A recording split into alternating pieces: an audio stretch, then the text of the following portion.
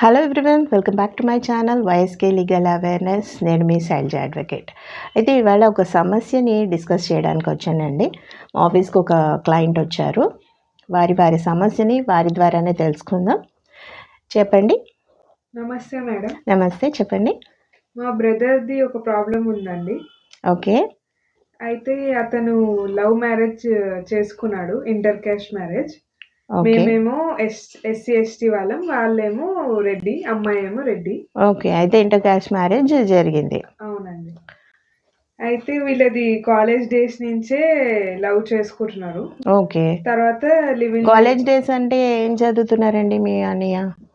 ఇప్పుడు degree complete అయిపోయింది. Degree first year నుంచి వాళ్ళు లవ్ లో ఉన్నారు. ఓకే.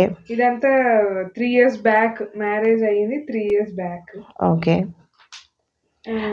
అయితే ఇప్పుడు 3 years బ్యాక్ మ్యారేజ్ అయింది అంటున్నారు. ఆ మ్యారేజ్ ఎలా చేశారండి? మీ క్యాస్ట్ ప్రకారం చేశారా, లేకపోతే వాళ్ళ రెడ్డిస్ హిందూ మ్యారేజ్ లాగా చేశారా? క్రిస్టియన్ మ్యారేజ్ మీ అంటే అబ్బాయి సైడ్ నుంచి కాబట్టి క్రిస్టియన్ మ్యారేజ్ చేసినట్టున్నారు, అంతేనమ్మా?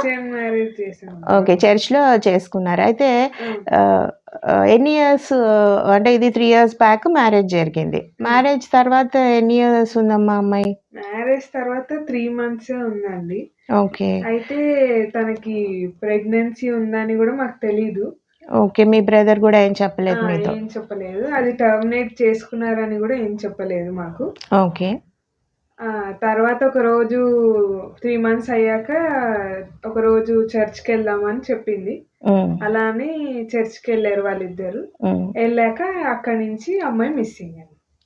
ఓకే. అయితే ఇప్పుడు 3 years బ్యాక్ అమ్మాయి పెళ్లి చేసుకోవడం, మిస్ అయిపోవడం కూడా 3 years బ్యాక్ జరిగింది. అవునండి. ఓకే. అయితే ఈ 3 years బిట్వీన్ 3 months ఉందంటున్నారు కదా. ఈ 3 months అమ్మాయి మీతో ఎలా ఉండేదండి?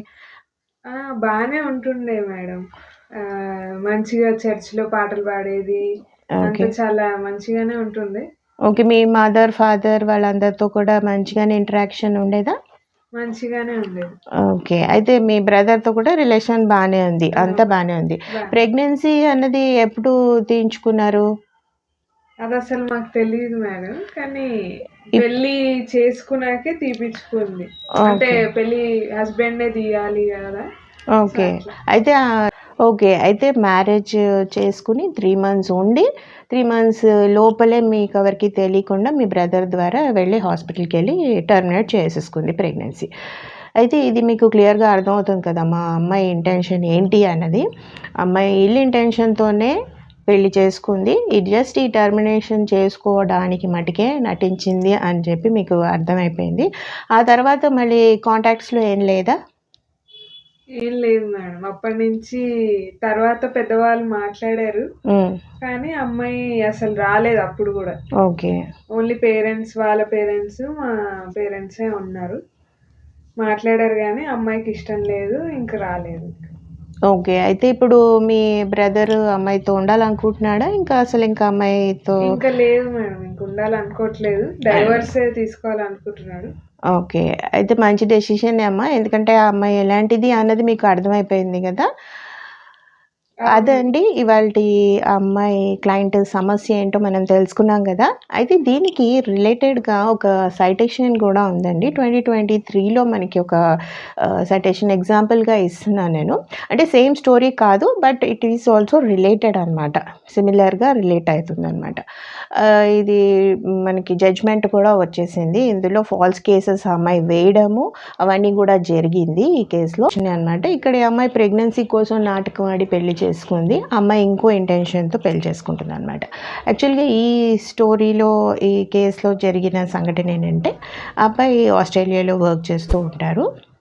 జస్ట్ ఆస్ట్రేలియా సిటిజన్షిప్ అమ్మాయి కావాలని చెప్పి చేసుకోవడం, వెళ్ళడం, తర్వాత అమ్మాయి అక్కడ డైవోర్స్ తీసేసుకోవడం, సిటిజన్షిప్ వచ్చిన తర్వాత పిల్లల్ని వదిలేసి అమ్మాయి ఇల్లు వదిలేసి వెళ్ళిపోవడం. ఆ తర్వాత ఇద్దరు మ్యూచువల్ కన్సెంట్ తీసుకుంటారు.